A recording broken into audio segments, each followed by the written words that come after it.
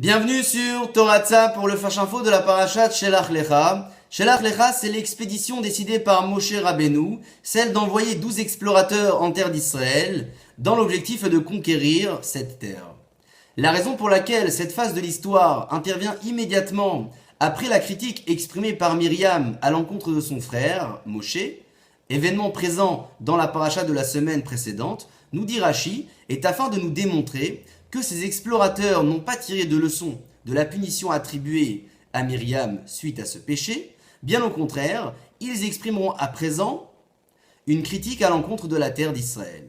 Le Talmud, dans le traité de Erchin, page 15a, relève la gravité de l'interdiction du Lachon Hara, la médisance, en tirant référence de l'histoire de ces explorateurs et disant que si ces derniers, qui n'ont critiqué simplement que la terre d'Israël, ses arbres et ses fruits,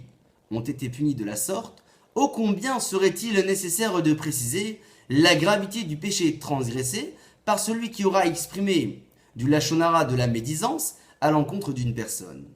Afin de comprendre cette analyse, le Sefer HaPerion nous explique que l'interdiction du Lachon Hara se décompose en deux phases.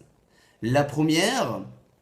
celle d'avoir critiqué une œuvre de Dieu et ainsi transgressé une interdiction appelée Ben Adam, la Makom envers son créateur. La seconde, celle d'avoir critiqué une personne et ainsi transgressé une interdiction appelée Ben Adam, la Chavero, envers son prochain. À la différence de celui qui aura critiqué une personne et ainsi transgressé ces deux phases de l'interdiction, celui qui n'aura simplement critiqué qu'un objet ou une œuvre de Dieu transgressera uniquement la première phase de l'interdiction, appelée Ben Adam, la Makom, envers son créateur. C'est pourquoi la punition attribuée à Myriam, suite à la critique exprimée à l'encontre de son frère Moshe, un homme considéré comme l'homme le plus humble de ces terres, un homme qui s'est laissé totalement traverser par la critique de sa sœur, en la laissant finalement transgresser uniquement la première phase de l'interdiction, appelée Ben Adam Lamakom, transgression envers son créateur, était une punition à partir de laquelle les explorateurs auraient pu tirer une leçon et ainsi éviter de reproduire le même scénario en critiquant à nouveau une œuvre de Dieu, la terre d'Israël, ses arbres et ses fruits. À la suite du péché transgressé par ces explorateurs, le Tosfot dans le traité de Bava Batra, page 119b, nous dit au nom du Midrash que nombreux seront ceux parmi les bénis Israël qui seront convaincus qu'à présent Akadosh Baruch Hu leur refusera l'entrée en terre d'Israël. C'est pourquoi l'interdiction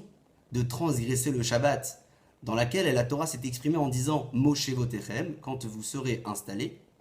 en Israël très probablement, était une interdiction qui pour beaucoup n'était plus d'actualité. Voilà pourquoi cet homme, appelé Tselophrad selon de nombreux avis,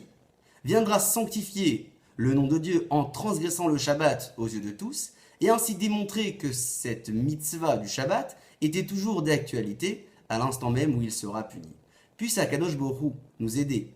à éviter de transgresser cette interdiction du Lachon Hara, la médisance, tant à l'encontre d'une personne qu'à l'encontre de toutes ses œuvres réalisées par la main divine. Shabbat Shalom et à la semaine prochaine.